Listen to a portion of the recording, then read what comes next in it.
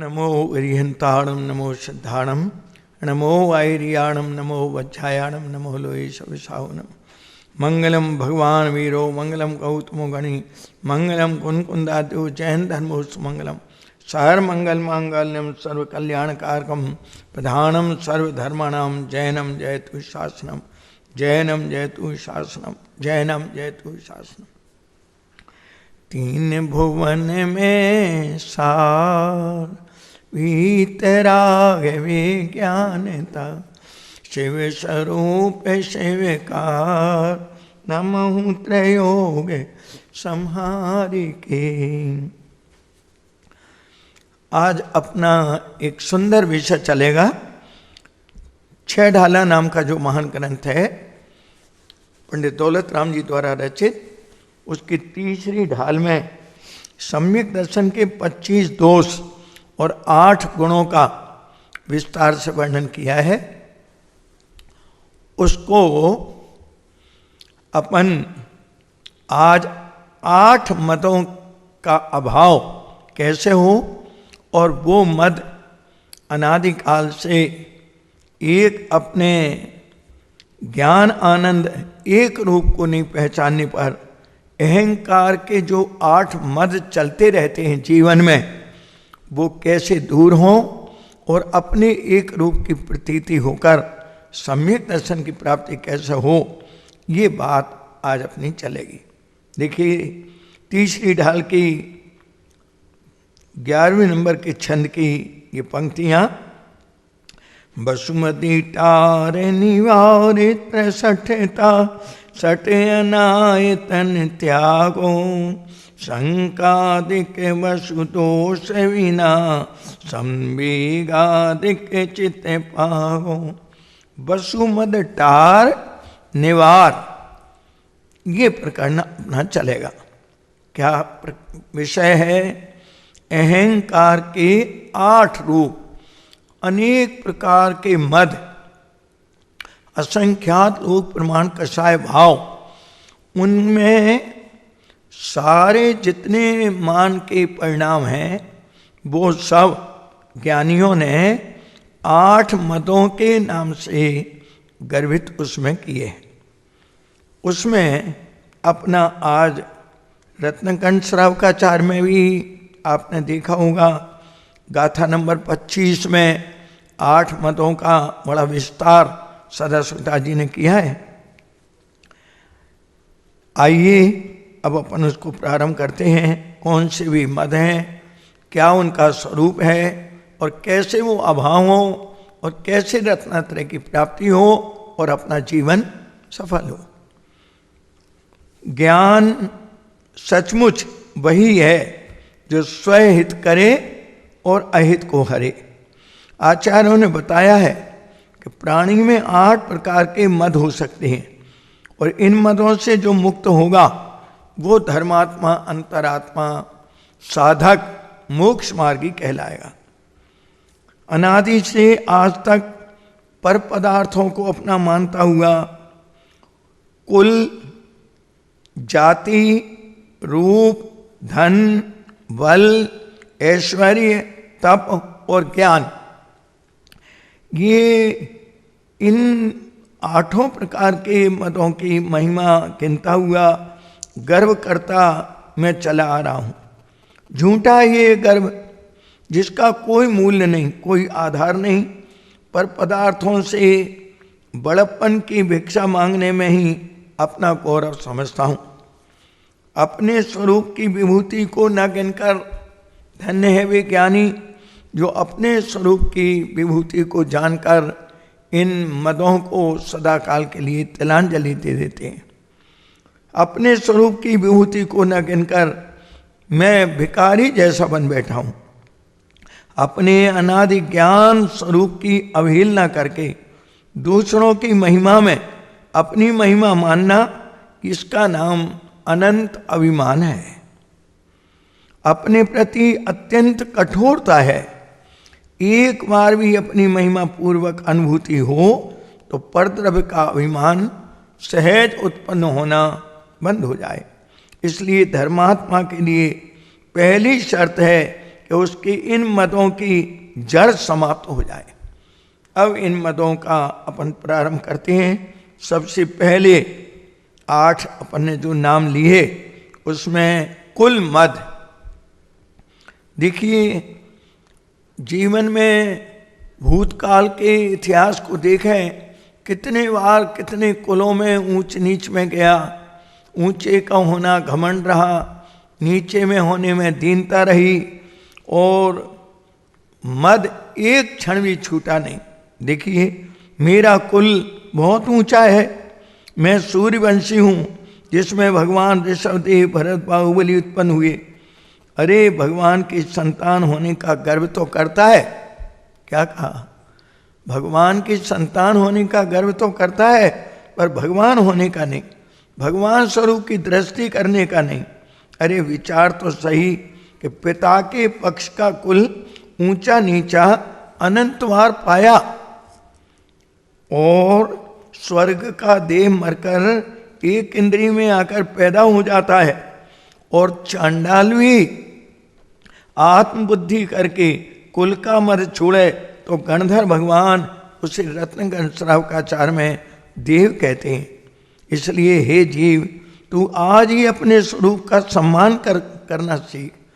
स्वरूप का सम्मान करेगा तब बनेगा वास्तव में उच्च कुलहीन, और उसका फल सिद्धों के कुल में मिलना होगा, जहां 8 कर्म का सदा काल अभाव हो जाएगा। जाति का मत देखिए, बहुत संक्षिप्त।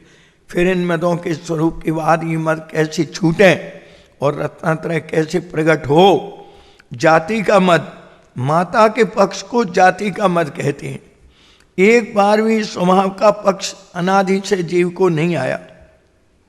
आ जाता तो अपनी ज्ञान दर्शन जाति को प्रकट कर लेता, लेकिन अज्ञानी विचारता है कि मेरे मामा की आज्ञा अनेक देश स्वीकार करते हैं, मेरे नाना इतने दानी थे, मेरी माता बड़ी विदुषी है।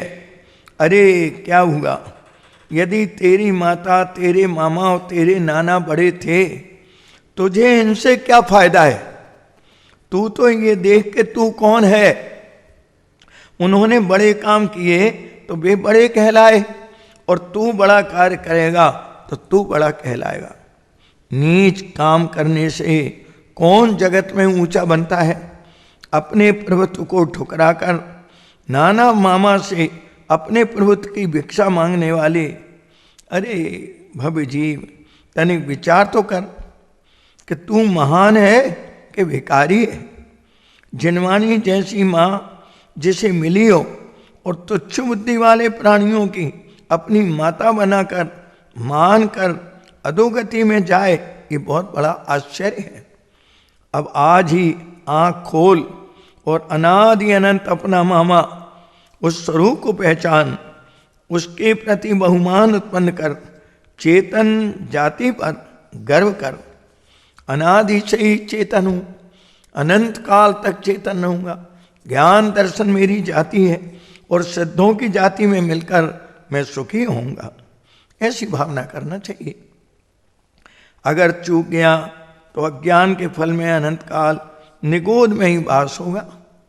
देखो भाई, अच्छी तरह समझने की बात है। व्यर्थ का मद, वहाँ तो पर्याय मिलेगी, निगोद में जो पर्याय मिलेगी, जिसे प्राप्त कर मुझे शर्म आएगी। अतः इस स्वर्ण अवसर को हाथ से न खोना। रूपवान का मद, कुल का हुआ, जाति का हुआ, रूप का मद। राह चलने वाले पथिक मुझे देखने के लिए रुक जाते हैं। अरे, कौन से रूप की बात करता है? क्या कहा? व्यर्थ में ही इस चमड़े के रूप की बात, इस पर कभी इतराता है? अरे, ये अंदर कैसा है विचार कर। यदि मांस मज्जा के ढांचे पर से ये सुंदर चमड़ी हटा दें तो कील कौए इसके पीछे लग जाएं और मनुष्य को जीवित भी न छोड़े। ऐसा है ये संयोग रूप दे। जरा शौच गृह में जाकर देख इसका रूप। भोले प्राणी अपने ज्ञान आनंद रूप को भूलकर अपना स्वरूप अनादि अनंत कारण परमात्मा परम पारणामिक भाव, क्या एक भाव, निष्क्रिय तत्व, उस स्वरूप को भूलकर इस चमड़े पर लोभाते हुए लज्जा आने की बात है। बड़े बड़े कामदेव जम्बू स्वामी आदि अपने रूप को पहचान पहचान कर सिद्ध हो गए और रावण सरीखे मानी मद करके नरक चले गए। तनिक तो विचार कर ही जीव, क्या कहते हैं आचार्य, थोड़ा विचार कर कि तू 3 लोक का अधिपति ज्ञान आनंदमय और कहाँ ये विष्टा का घड़ा जिसके रोम रोम से बह रहा है मल। पढ़ते हैं अपन, नव द्वार बहें घिनकारी, असी देह करे किम यारी। इससे यारी जोड़कर अपना सर्वस्व लुटा रहा है। निज वैभव का आश्रय करके इस अभिमान का तिरस्कार कर दें, प्रहार कर इन पर ज्ञान वैराग के शस्त्र से। आज मुझे वीतरागी देव सद्गुरु मिले हैं, जिनके मिल जाने पर अन्न की कोई चाय नहीं रहती। ऐसा अवसर महापुण्य से किसी बिरले को मिलता है। अतः अपने रूप में अहंग करके हाड़ मास की गंदगी में आज ही अपना अपनत्व छोड़ना। यदि अपनत्व न छूटा तो जीवन की बाजी हार जाएंगे, अन्यथा नरक में नपुंसक बनकर ऐसा दुर्गंधमय शरीर मिलेगा जो एक क्षण हम स्वयं देखना पसंद नहीं करेंगे। अपना रूप प्रकट किया तो अनंत का सुंदर बना रहेगा। इसलिए केवल मात्र अपने स्वरूप को पहचानने की बात है, नाना प्रकार के हर मास के रूप अपने आप छूट जाएंगे। आइए अगला चौथा, धन मद। मैं बड़ा धनवान हूँ, वाह, बड़े बड़े व्यापारी मेरे द्वार पर मस्तक रगड़ते हैं, सारी मंडी का भाव मेरे हाथ में है, वाह, मेरे पास 500 गांव हैं, ये देखो करोड़ों के हीरे जवाहरात खजाना भरा पड़ा है। कुबेर भी शर्माता है मुझसे। ये है अज्ञानी के विचार। अरे पता नहीं क्यों आम आदमी की ये धारणा बन गई है। क्या ख्याल में आया? आम आदमी की ये धारणा बन गई है कि धन के बिना कुछ हो ही नहीं सकता। ना मालूम किस दुर्भाग्यपूर्ण घड़ी में धन को ये सत्ता और सम्मान मिल गया। उसे न मिलकर मनुष्य को मिलना था। जिसने धन को बलशाली बनाया, बदकिस्मती से वही कमजोर पड़ गया। अरे किस पर गर्व करता है? इस धूल पर जो कल ही न जाने कहाँ विलय हो जाने वाली है। अपने वास्तविक ज्ञान वैराग रूपी धन को भूलकर इस धूल से अपने बड़प्पन की भिक्षा मांगते हमें शर्म आना चाहिए। हे जीव, इस निस्सहार धन की ओर खिंचा चला जा रहा है। वास्तविक धन क्या है? ज्ञान धन, जो शाश्वत धन है, वो धन है। तुझे स्वयं को पता नहीं कि कितना कमा चुका, कितना कमाना है, कब तक कमाना है और कितना साथ ले जाना है। और इतना गर्व, इतना गर्व। आइए अपन एक दृष्टांत से समझें। नाम सुना है आपने, मोहम्मद गजनवी की बात याद होगी। 7 बार सोमनाथ पर आक्रमण किया, सारा जीवन लूट मार में खोया। हाय संपदा, हाय धन के अतिरिक्त कुछ न सूझा। खूब धन इकट्ठा किया, परंतु क्या उस दिन को टाल सका और धन काम आ सका जो हम सबको ढिंडोरा पीट पीट कर सावधान किया करता है कि भाई मैं आ रहा हूं। कौन? वो मौत। कुछ तैयारी कर लेना चलने की, कुछ बांध लेना मार के लिए, संभवतः आगे चलकर भूख लग जाए। परंतु इस धन के मदरूपी लालसा की हाय हाय में कौन सुने उसकी पुकार। उसके आने पर रोना झींकना, विनय करना, भाई 2 दिन की मोहलत दे दो, आयु से बोलते हैं। किसी प्रकार कुछ थोड़ा बहुत बना लूं, अब तक तो बिल्कुल खाली हाथ बैठा था, भूखा मरना पड़ेगा, आगे जाकर दया करो। उस समय आती है बुद्धि कि क्या किया है आज तक और क्या करना चाहिए था। ख्याल में आया आप सब लोगों को? कैसा पछताना होता है। पर अब पछताए होत क्या, जब चिड़ियां चुग गई खेत। वो मौत तो एक समय की भी मोहलत देना जानती नहीं है, एक समय की भी मोहलत उसके पास नहीं है। सम्राट महाबल सेनानी उस क्षण को टाल सकेगा क्या? अंतिम समय वो गजनबी अंतिम श्वास ले रहा था, पर कौन है सारे विश्व में जिसको सहायता के लिए पुकारे? वो धन के अलावा है ही क्या? लाओ सारा धन मेरी आंखों के सामने ढेर लगा दो। आज मैं रोना चाहता हूं जी भर कर, अपने लिए नहीं दूसरों के लिए। क्या अरी भली दुनिया देख ले मेरी हालत और कुछ पाठ ग्रहण कर इससे। क्या पाठ ग्रहण कर कि ये मुट्ठी बांध करके आया था और खाली हाथ जा रहा हूं। इस दिन पर विश्वास नहीं आता था। मुंह में अंधे प्राणी को विश्वास आए भी कैसे? सुना करता था पर हंस देता था। मैंने तो भूल की, पर आज अपने ज्ञान आनंद रूपी धन को पहचान कर अपनी भूल को हे जी सुधार लेना, ताकि रोना ना पड़े तुम्हें भी आगे जाकर मेरी भांति। ये धन शाश्वत है, जिसके लक्ष्य सम्यक ज्ञान रूपी केवल ज्ञान रूपी धन प्रकट होता है, और वे अनंत चतुष्टय के धनी अनंत काल तक अनंत अनंत स्वाधीन सहज रत्नात्रय की पूर्णता रूपी सुख को भोगते हैं, आनंद लेते हैं। यदि हम सच्चाई से देखें तो असली प्रतिष्ठा उन पुरुषों को मिली है। क्या कहा? सच्चाई से देखें तो ये प्रतिष्ठा उन लोगों को मिली है जिन्होंने धन का मत छोड़कर पूरी जोश के साथ दोनों हाथ से उलीचा है, या फिर जिन्होंने उसकी चंचलता और क्षण मुहूर्ता के रहस्य को समझकर उसे सदा के लिए त्याग दिया है। कहा भी है, पानी बाढ़े नाव में, घर में बाढ़े दाम, दोनों हाथ उलीचिए यही सयाना काम। धन्य है विज्ञानी जो धन की तृष्णा, अरे हम रोज पढ़ते हैं गृहस्थी में घर में रहकर 2 काम जरूरी हैं। घर माँ ही तृष्णा जो घटावे जो मिटावे, रुचि नहीं संसार सो, बहु धन बुरा है भला कहिए लीन परोपकार में।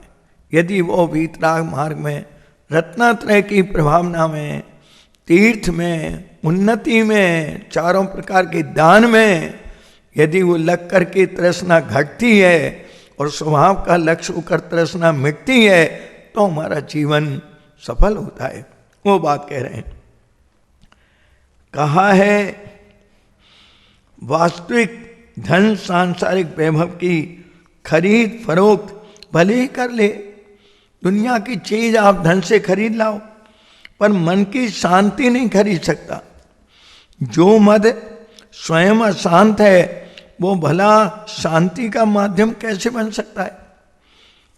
देवता देखो, कोई बीमार है और धन से औषधि खरीद सकते हैं, किंतु स्वास्थ्य खरीद सकता है। किसी की भूख मर जाती है तो पकवानों का ढेर खड़ा कर सकते हैं, किंतु उसे भूख खरीद कर नहीं दे सकते। अरे यहाँ साफ स्वाधीन है। देखो भाई, कोई पराधीन नहीं। एक एक परमाणु अपनी सत्ता लिए त्रिकाल सत है। जब बाहर में धन का मद गरीब होने लगे, मिटने लगे, तब समझना अब हम धनवान बन गए, कभी कंगाल नहीं होंगे। ज्यादा कहने से बस हो, कहाँ तक कहें? जाग चेतन जाग, इधर आनंद को देख, इस चैतन्य कोश को जिसके एक कोने में संपूर्ण लोक समाया हुआ है। 3 लोक की संपूर्ण विभूति को एक समय में जान लेने की शक्ति रखने वाले वो ज्ञान पुंज, इस अपने आत्मा की महिमा को स्वीकार कर, जहाँ सर्वांग ज्ञान धन भरा है, और धूल की महिमा की पकड़ छोड़। ऐसा होते ही तू अनंत काल को अनंत ज्ञान वैराग रूपी संपद का धनी बनकर सिद्धालय में शांति से जीवन बिताएगा। अगर अहम न छूटा तो उस पर्याय में नीचे जाएगा जहाँ ना मिलेगा ज्ञान धन और ना मिलेगा जड़ धन। क्यों कि पुण्य से मिलता है जड़ धन और वीतराग स्वाश्रित धर्म भाव से मिलता है ज्ञान धन, और तो खाली रह जाएगा। पुरुषार्थ से असमर्थ होकर अनंत काल जीवन हमारा दुख से बीतेगा। मतों के स्वरूप देखो, इसलिए वीर की संतान होकर इस भव में पिछले भवों जैसी हम गलती ना करें। गलती छोड़कर संसार से तिरना, इसी में सार है। आइए 5वें नंबर का बल मद, एक एक मद का स्वरूप समझें, और इन मदों से रहित, इन 8 मदों से रहित एक जो अपना स्वरूप है उसको दृष्टि में लेते ही सारे मद विलाए जाएंगे। बल का मद, ज्ञानी जिस बल से कर्म रूपी बैरी को जीतते हैं, काम क्रोध लोभ को जीतते हैं, जगत में वो बल प्रशंसा की योग्य है। अज्ञानी विचार करता है, मोही के विचार देखो, हमारे अनंत काल में ऐसे विचार चलते आए। मोही विचार करता है मैं बड़ा बलवान हूँ, बड़े बड़े पराक्रमी वीर मेरा लोहा मानते हैं, मेरे एक इशारे पर आज विश्व कांप उठता है। किसकी शक्ति है कि मुझको जीत सके? अरे हंसी आती है तेरी बातों पर। आचार्य कहते हैं पामर कहीं का मेरी माता बंध्या थी। अरे ऐसा सुनकर कौन ना हंस पड़ेगा। आश्चर्य है, इस तनिक से अभिमान के द्वारा जीता हुआ तू विश्व विजयी होने का दावा करता है। अरे अपने भीतर झांक कर देख कि काल की विकराल दाढ़ में बैठा हुआ तू भले हंस रहा हो, पर कितनी देर के लिए, कितना टाइम के लिए? बड़े बड़े गामा पहलवान सरीखे अंत में मक्खी नहीं भगा पाए। नाम सुना है आपने गामा पहलवान का? नाम सुना है? अभी जवान बंद हो जाए और तेरा ही अभिमान सारे जगत में स्वतः प्रकट होकर ये घोषणा करेगा कि कितना बली है। अरे इस पंचम काल में मिले इस हीन असम प्राप्त का सहनन में इतना मद तुझे नहीं मालूम। बड़े बड़े बलशाली रावण आदि इसके मद में नरकों में जाकर नपुंसक हो गए। देवता एक इंद्रिय में जाकर बलहीन नपुंसक हो जाते हैं। अरे अवचेत, काल की पहुंच से दूर अपने आत्मिक अनंत बल स्वरूपी आत्मा को भूलकर इस शरीर से मांगे हुए बल पर फूला फिरता है। आचार्यों का आनंद ओहो, थोड़ा देह के बल का पाकर निर्बल अनाथ जीवों को मारना, धन जबरदस्ती लेना, जमीन जायदाद छीनना, कुशील सेवन करना, ये तुझे शोभा देता है। इसका फल तो अनंत काल तक के लिए नरक और निगोद है। कहाँ गई तेरी बुद्धि? अब सच्चे देव सतगुरु का शरण पाया है तो इधर देख अपने चैतन्य रूपी अनंत बल की ओर, जहाँ लोक की सार विपदाएं व चिंताएं खड़ी रो रही हैं। एक बार इस आत्मबल के प्रकट हो जाने पर, जिसमें कभी कमी नहीं आती, एक बार ये बल प्रकट हुआ अंदर आत्मा के ज्ञान दर्शन वीर्य का, तो कभी उसमें कमी नहीं आती। उसकी महिमा जागृत कर, जिससे तू यथार्थ बली बनकर सुखी हो जाए। अवसर मिला है, जीवन में चूकना योग्य नहीं है। आइए 6वां बल ऐश्वर्य मद, 8 मदों में मेरा बड़ा ऐश्वर्य है। वाह, 2000 हाथी, 4000 घोड़े, 1000 रथ, इतनी तोपें, बंदूकें, हवाई जहाज, टैंक, लाखों सेवक, मोटरें, कारखाने और न जाने क्या क्या आला बला। मेरी आज्ञा सारे देश पर चलती है। वारे वाह, ऐश्वर्य का मद, मेरी आज्ञा के विरुद्ध कार्य करने का किसी में साहस नहीं। इस राज वैभव को भोगते हुए आज मेरे से इंद्र भी शर्मा रहा है। अरे भोले जीव, ये ऐश्वर्य तो क्षणभंगुर है, कर्माधीन है, पराधीन है, और बड़े बड़े इंद्र हेमेंद्रों का पतन एक क्षण में हो जाता है। चक्रवर्ती नारायण आदि का ऐश्वर्य क्षण मात्र में नष्ट हो गया। वो अन्य जीवों के ऐश्वर्य की क्या बात करें। देखो, ये अज्ञानी किस ऐश्वर्य को अपना मानकर मत कर रहा है। अरे उसी को जो एक बम पड़ जाने पर ना जाने कहाँ चला जाएगा, उसको जिसके लिए संभवतः रात को तुझे नींद भी नहीं आती। किसने भ्रमा दिया तुझको, इतना भोला तो ना बन। आचार्य कह रहे हैं, चाहे जो ठग करके तुझे ले जाए, आंखों में डाले एक मुट्ठी मिर्च और सर्वस सर कर ले जाए। अरे अपने चैतन्य प्रकाश रूपी ऐश्वर्य को भूलने के कारण आज तेरी आंखें मिच गई हैं। अगर अपना ऐश्वर्य अपने चित्त में आए तो अंदर भेद विज्ञान की आंख खुल जाए, तीसरा नेत्र खुल जाए। इसकी झूठी आभा में व्यर्थ दुखी। इधर देख, आनंद नगर के अपने साम्राज्य को, जहाँ शांति तेरी दासी है, ज्ञान तेरा मंत्री है, अनंत बल तेरी सेना है और सुख तेरा पुरोहित है। ये है तेरा ऐश्वर्य, जिसे ज्ञानी प्राप्त कर अनंत ऐश्वर्यवान अनंत काल के लिए बन गए। तू भी उन्हीं की संतान है। अब अपने ऐश्वर्य को प्रकट करने में विलंब मत कर, तेरा कल्याण होगा। सदा ही इस कर्म कृत ऐश्वर्य में अभिमान छोड़कर इससे विरक्त हो और जीवन में एक क्षण के लिए अंतर लक्ष्य करके अनंत काल तक के लिए सुखी हो। आइए 7वें नंबर का मद, तप का मद।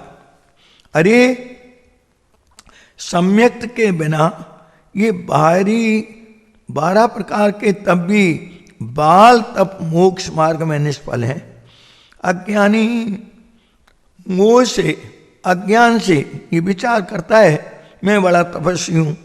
जेठ की दोपहर में धूप के अंदर पत्थर की तपती शिला पर घंटों बैठा रहता हूँ। पौष माह की कड़कड़ाती ठंडी रातों में शमशान भूमि में योग साधता हूँ। महीनों महीनों का उपवास, नीरस भोजन और अनेकों कठिन से कठिन तप करता हूँ। अनेकों परिसर सहन करता हूँ। अरे कैसा तप! शरीर को तपाने का मालूम होता है कि अपने को न तपाकर दूसरे को तपाने में कौन सी महिमा है। क्या कहा? 3 प्रकार के तपों के निरूपण आए हैं। चरणान योग से बाहरी 12 प्रकार के तप, करणान योग में इच्छाओं का निरोध होना तप, और वास्तविक उसका प्रयोग पद्धति निस्तरंग चैतन्य स्वरूप में चित्त का प्रतिपन्न होना, उसका नाम तप। जब निस्तरंग चैतन्य स्वरूप में चित्त परिवर्तन होता है, इच्छाएं नष्ट होती हैं, अर्थात उत्पन्न नहीं होती, और 12 प्रकार के तप को उपचार से, व्यवहार से तप संज्ञा कही जाती है। भाई भट्टी के सामने बैठा लोहार सारे दिन तपा करता है, क्या अंतर है उसके तपने में और तेरे तपने में?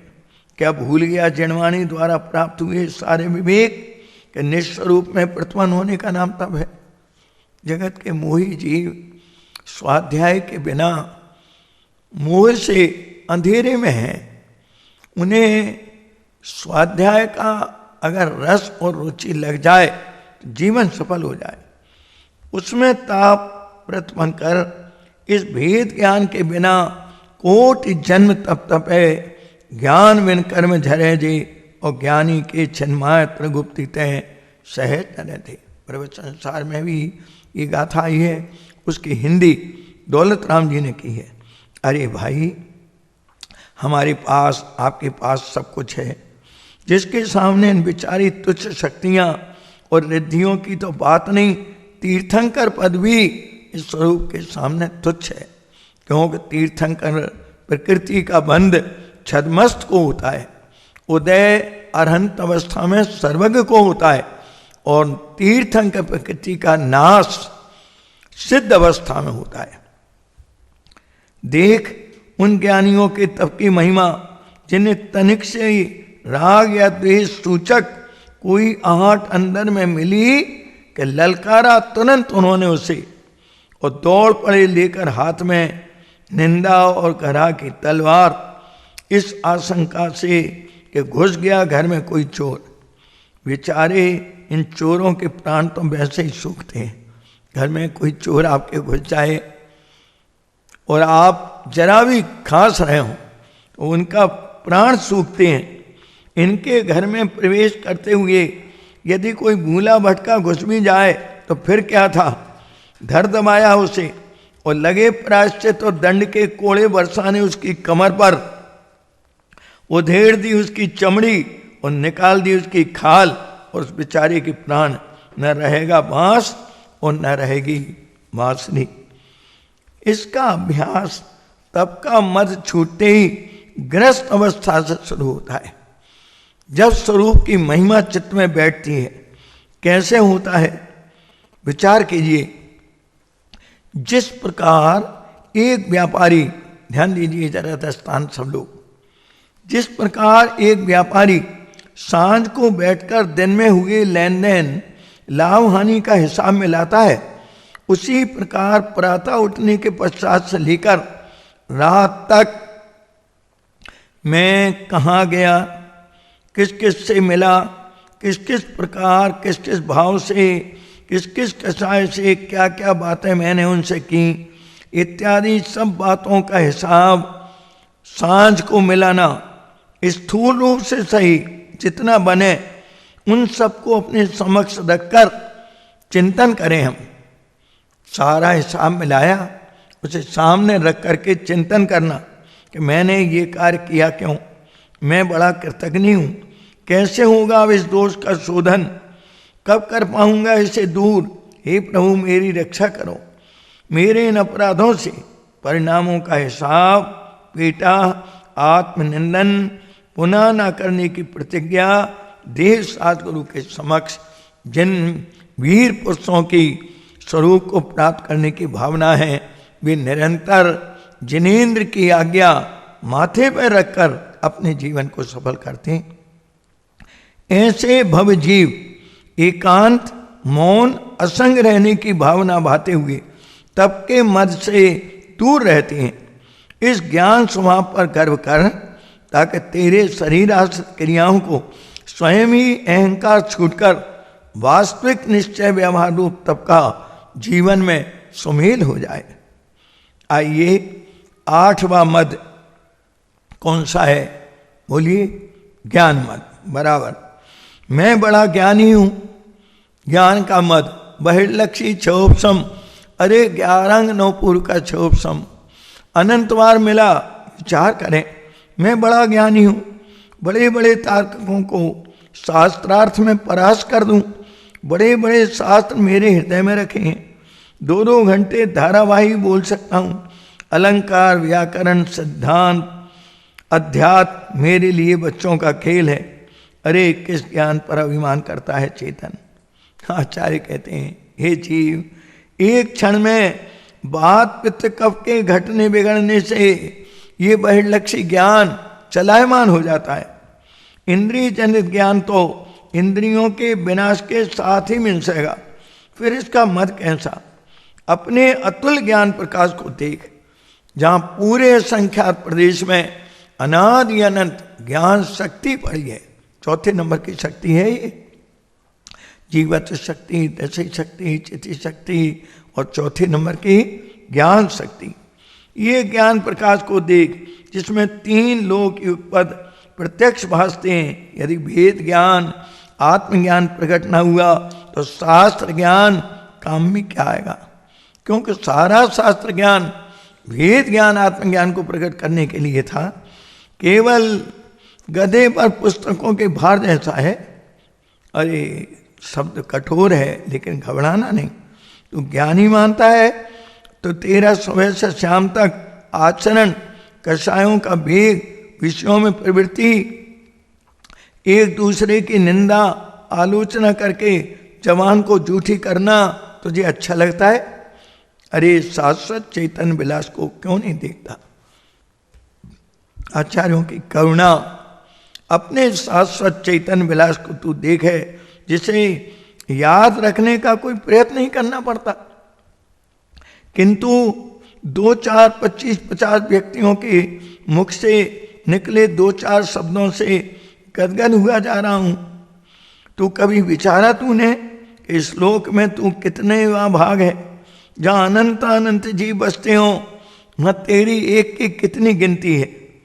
20-25 लोग जान गए, मान बैठा कि सारे लोक में मेरी ख्याति फैल गई। वारे वाह!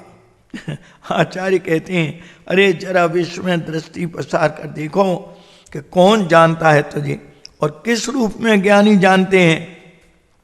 स्वयं अपने से पूछ कर देखो कि क्या तू भी जानता है अपने स्वयं को? जानता होता तो इस बाहरी क्षोभसम का अभिमान न होता। धन्य है वे ज्ञानी जिनके पास बहुत कम क्षोभसम लेकिन आत्मज्ञान है, और वो आत्मज्ञान की किरण केवल ज्ञान को लाने में समर्थ होती है।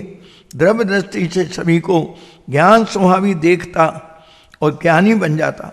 इस प्रकार पर्याय में अहम बुद्धि रखने वाला बहिर्लक्षी ज्ञान संबंधी विचारों के प्रवाह में संसार में बहता जीव मैं चला आ रहा हूं, और ज्ञानी द्रव्य स्वभाव का ज्ञाता अनेकों विचारों के प्रवाह में बहा देता है इस दुष्ट अभिमान को नष्ट करने वाला ज्ञानी ज्ञान के विनय से भर जाता है और ख्याति की चाह से छूट जाता है। तुतला कर बोलना भी जिसने भी सीखा नहीं है वो अभिमान करे प्रवचन करने का। जिस काम को तीर्थंकर श्री के महापुरुष मौन रहकर ज्ञान स्वभाव की आराधना करते करते प्रवचन के पूर्ण अधिकारी बन जाते हैं, इस कारण जिसके ज्ञान का मान छूटा, क्या कहा, जिसके अंदर ज्ञान का मान छूटा वो धिक्कार है मुझे। हे प्रभु, आपके प्रवचन को अपनी दिव्यवाणी के अपना बताऊं। अरे बात तो तीर्थंकरों के मुख की है, तू कहाँ जानता है इस बात को? मानी को समाज मान पत्र देती है और ज्ञानी को ज्ञान पत्र मिलता है। मान में रहने का फल है नरकादिक और ज्ञान में रहने का फल है सिद्ध पंचम गति। ऐसा जीवन अतः आज से ही वर्तमान के हमारे पास जो प्रगट क्षोभ समय, उसमें अहम भाव छोड़कर ज्ञान स्वभाव में अहम करके भाव ज्ञानी बन और उस ज्ञानी से ज्ञाता बनकर जगत को साक्षी बनकर देख, ताकि अंतर से राग देश हटते ही स्वच्छ होकर केवल ज्ञान प्रगटेगा। दुनिया हमको जाने इसे मान कहते हैं, और हम अपने को जाने इसे ज्ञान कहते हैं। इसी कारण अज्ञानी चाहता है सब, क्या कहा, अज्ञानी चाहता है सब और ज्ञानी चाहता है बस। यदि अवसर जीवन में चूके तो ये ज्ञान हीन होता जाएगा। जीवन में शक्ति का विकास करने का अवसर मिला है, और यदि ये काम न हुआ, मद को छोड़कर ज्ञानी ऐसी भावना भाते हैं कि हे आत्मन, तू तत्व ज्ञान के द्वारा सत्य स्वरूप को भज, पक्ष को तज, मरण काल में इसके सिवा कोई रक्षा नहीं करेगा। हे भव्य, तू धन प्राप्ति की इच्छा छोड़, अंतःकरण में तृष्णा रहे सद्बुद्धि जागृत कर, कर्मोदय बस जितना जो कुछ भी धन प्राप्त हो उसी में संतोष करके अपने जीवन को समाधान करने में लगा। क्योंकि ये मनुष्य का पेट, कुदरत की व्यवस्था इतनी सुंदर है, एक बार 4 रोटी इस पेट में डाल दो तो 24 घंटे तक निश्चिंत हो जाते हैं। अर्थ अनर्थ है, इसका सदा ध्यान रख। सचमुच उससे लेश मात्र भी सुख नहीं होता। धनी लोगों को अपने पुत्र से भी डर रहता है। संसार की ऐसी रीति है। धन, जन और यौवन का कभी गर्व मत करो। क्षण मात्र में काल इनका सबका हरण कर लेता है।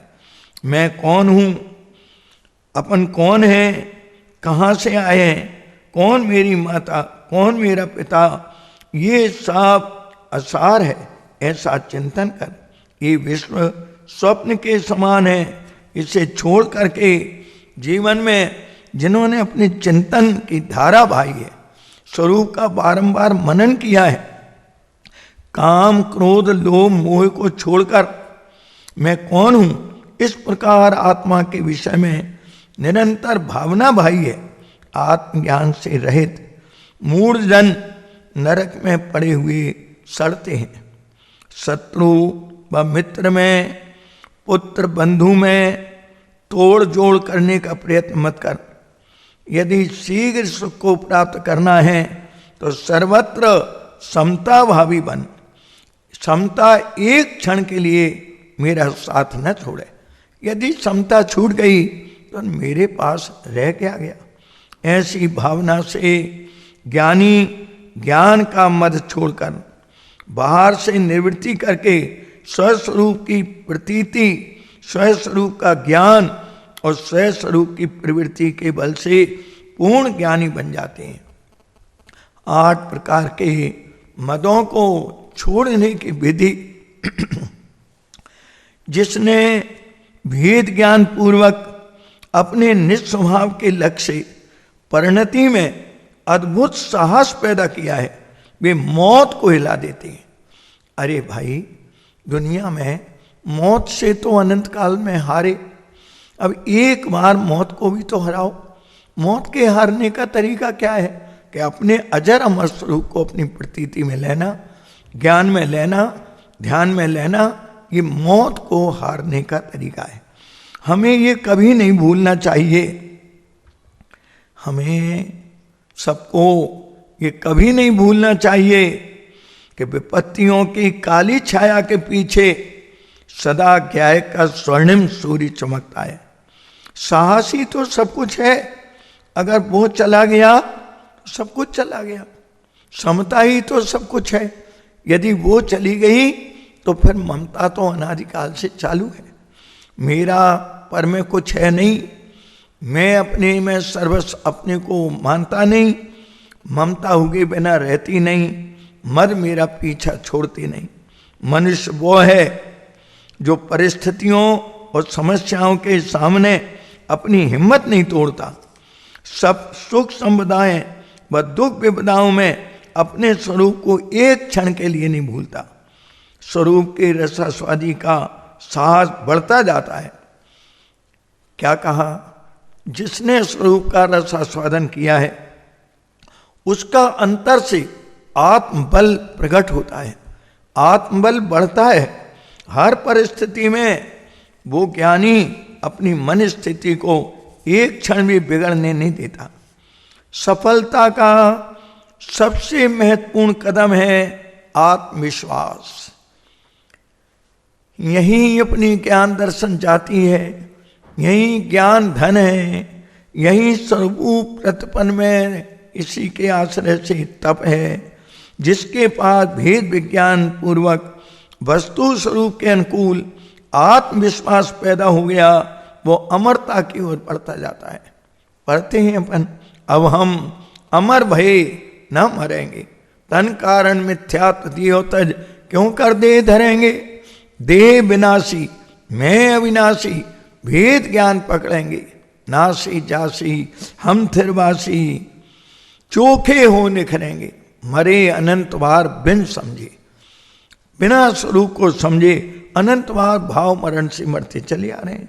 ज्ञानी वो है जो असाता के उदय में भी सुख की अनुभूति कर लेता है, क्योंकि उदय उदय में है, दृष्टि में सातों भय छूट गए हैं, आठों मद जिसके छूट गए हैं, धन संपत्ति नष्ट होने पर भी अपना ज्ञान धन ज्ञानी के पास सदाकाल सुरक्षित है। स्वरूप धन तो अनादि से है ही, और स्वरूप के लक्ष्य होने वाला जो सम्यक ज्ञान रूपी धन प्रकट हुआ है, जो धन अनंत चतुष्टय का धनी बनाने में समर्थ है, ऐसा धन ज्ञानी के पास सुरक्षित है।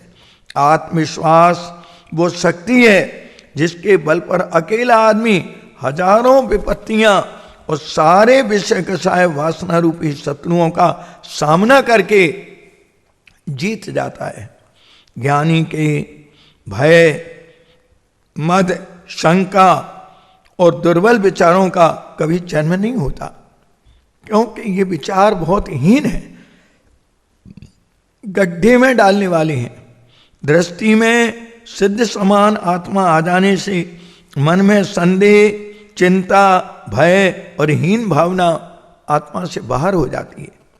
ज्ञानी के जीवन में पूर्णता का लक्ष्य होने से, क्या कहा, ज्ञानी के जीवन में पूर्णता का लक्ष्य, स्वभाव तो सदाकाल पूर्ण है ही, और स्वभाव की पूर्णता का लक्ष्य है।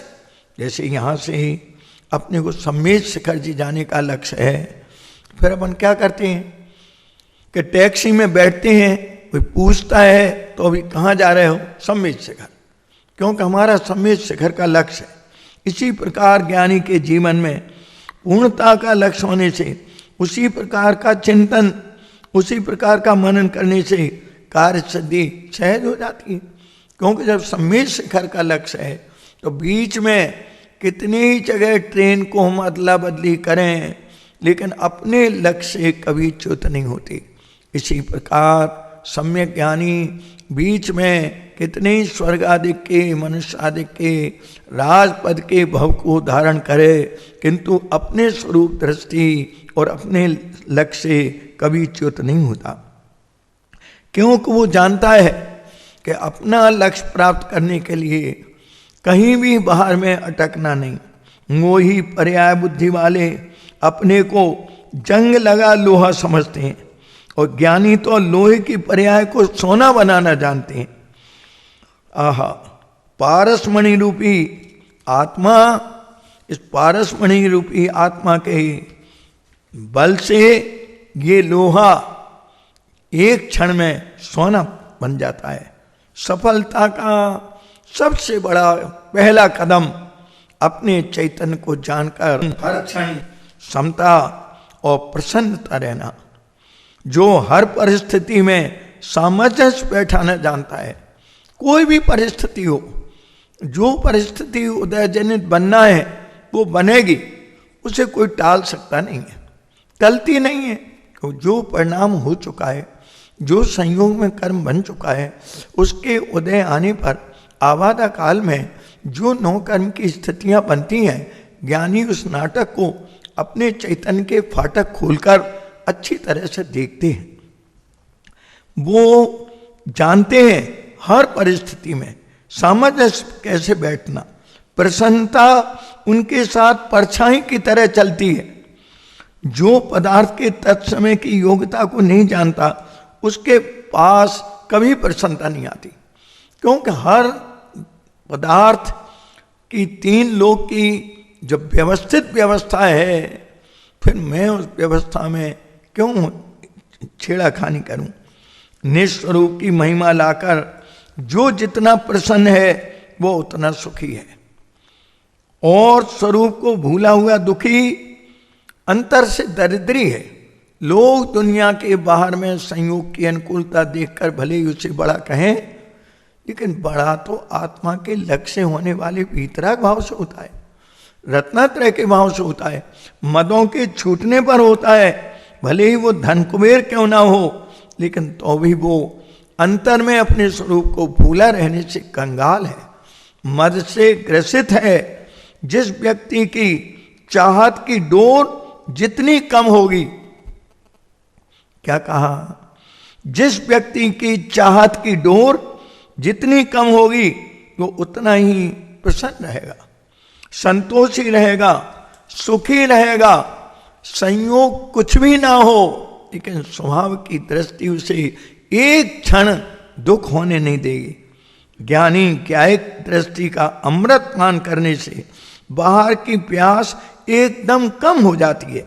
एक गिलास पानी बाद में बिल्कुल नहीं। क्यों? इतनी कम समता जल जिसके पीने से अमरता चल रही हो, उसे बाहर की प्यास का क्या काम है। चाय चिंता को जन्म देती है। उसने एक कॉन्ट्रैक्ट किया है आत्मा के साथ। चाय अज्ञान को जन्म देती है, फिर चाय और चिंता मनुष्य को खोखला कर देती है। ज्ञानी अपने जीवन में संतोष के बीज को धर्म के जल से सिंचन कर आनंद के फल प्राप्त कर लेते हैं। मोही जीव की सदा त्योरियां चढ़ी रहती हैं, मुद्रा पर कठोरता का पहरा लगा रहता है, आंखें अभिमान की भाषा बोलती हैं। ज्ञानी के पास ज्ञायक के बल से इतनी प्रसन्नता की पूंजी इकट्ठी हो जाती है, जीवन में हर क्षण शांति से बीतता है। धन हो ना हो, बाहर में संयोग हो ना हो, अनुकूल हो प्रतिकूल हो, ज्ञानियों के जीवन में जब से प्रसन्नता का गुलाब, क्या कहा, ज्ञानियों के जीवन में ज्ञायक दृष्टि के साथ सम्यक ज्ञान रूपी परिणाम के होते ही प्रसन्नता का गुलाब हृदय कमल में खिलता है, तब से उसकी प्यारी गंध मन में बस जाती है कि अब सारा जमाना परमात्मा स्वरूप मधुवन जैसा लगने लगता है। सारी आत्माएं अपने स्वरूप जैसी लगने लगती हैं। ज्ञानी के ज्ञान वैराग हो जाने से रोम रोम में चमेली खिल उठती है, सांस सांस में बेला महकती है, पोर पोर से मालती की खुशबू झड़ती है और सारे अंग में जूही का मेला जुड़ गया है। पग पग में मान सरोवर लहरा रहा है। जो खूबसूरत ज्ञायक राजभवन था उसको मोही ने मोह से खंडर बना दिया है और इन मदों ने उसको बेकार कर दिया है। अज्ञानी का कषाय भरा नारकी जीवन ज्ञानी होते ही स्वर्ग बन जाता है। हर समय ज्ञायक के स्मरण से प्रसन्नता की कला जिसने सीख ली, उसके ये 8 मद सदा के किनारे कर जाते हैं।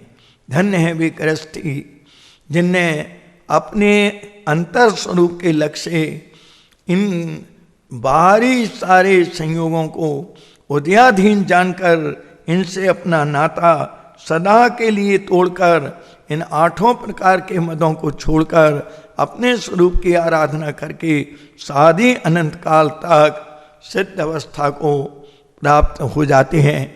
और उन ज्ञानियों के पास होता क्या है? क्या है उन ज्ञानियों के पास? अरे बाहर में पाप का उदय हो और बाहरी अनुकूलता ना हो तो क्या हुआ? उन ज्ञानियों के पास ज्ञानमयी विचार है, उनके पास चारित्र की धारा है, उनके पास वीतरागता है, जिससे उनके कषाय उपजती ही नहीं और प्रसन्नता छूटती नहीं। सेठ जी की परीक्षा मुनीम लें, लेकिन सेठ जी अपने स्वरूप को पहचानने वाले हों तो मुनीम भी हार जाते हैं। जब देह कर्म उदय आदि सभी अपने से भिन्न है, कोई भी अपने अधीन परिणमित नहीं होते, कभी नहीं होते, फिर मिथ्या कल्पना करके हम व्यर्थ में दुखी क्यों?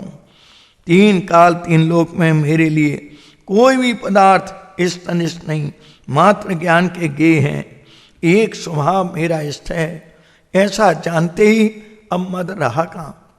अब किसकी जाति, किसका कुल? अरे नारकियों का क्या कुल है? देखो, नीच कुल में भी ऊंच आत्म स्वभाव को दृष्टि में लेकर मदों को तिलांजलि दे देते हैं। 7वें नरक का नारकी कृष लेस्या में अपने जीवन को, अपने स्वरूप को पहचानते ही आनंदमय स्वरूप में तृष्णा छोड़ करके अपने चित्त को जिन वचनों में हम रमाएं और जिन वचन के द्वारा कहा है आश्रय भूत, उपादेय भूत, लक्ष्य करने लायक, पक्ष करने लायक, निष्पक्ष अपना स्वरूप बारंबार उसकी भावना भाएं, कर्म उदय के संयोगों को नाटक जाने और अपने स्वरूप को अविनाशी जाने।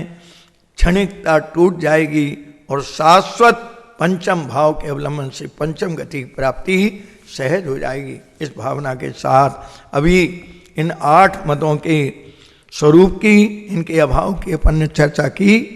आगे अपन विशेष चर्चा रात्रि में लेंगे शांति से। अब आप हमारे संगीत सम्राट श्री वसंत जी बड़जात्या, उनका एक सुंदर आध्यात्मिक भजन, सब लोग आगे आ जाइए जरा, पीछे काफ़ी भीड़ है, आइए आगे निकल आइए सब लोग, शांति से सुनिए, खड़े मत रहिए। ओम शांति। ज्ञानी जीवन के भय होय नया प्रकार, ज्ञानी जीवन के भय होय नया प्रकार।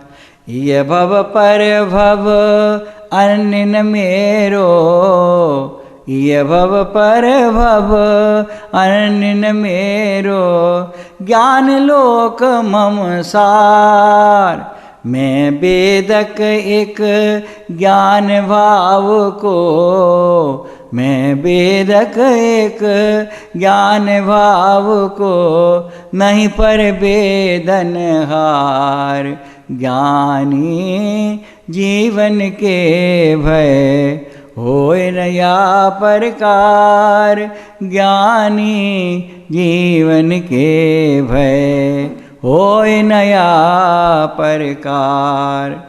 निज स्वभाव को नाश न ताते, निज स्वभाव को नाश न ताते, चाहिए नहीं रखवार। परम गुप्त निज रूप सहज ही, परम गुप्त निज रूप सहज ही, पर का न यहाँ संचार। ज्ञानी जीवन के भय होय नया प्रकार, ज्ञानी जीवन के भय होय नया प्रकार। चित स्वभाव निज प्राण तास को, चित स्वभाव निज प्राण तास को, कोई नहीं हरतार। मैं चित पिंड अखंड न ताते, मैं चित पिंड अखंड न ताते, अकस्मात भय भार। ज्ञानी जीवन के भय होय नया प्रकार, ज्ञानी जीवन के भय होय नया प्रकार। होय निसंक स्वरूप अनुभव, होय निसंक स्वरूप अनुभव, जिनके यह निर्धार। मैं सो मैं पर सो मैं नाही, मैं सो मैं पर सो मैं नाही, भागचंद भ्रम डार। ज्ञानी जीवन के भय होय नया प्रकार, ज्ञानी जीवन के भय होय नया प्रकार।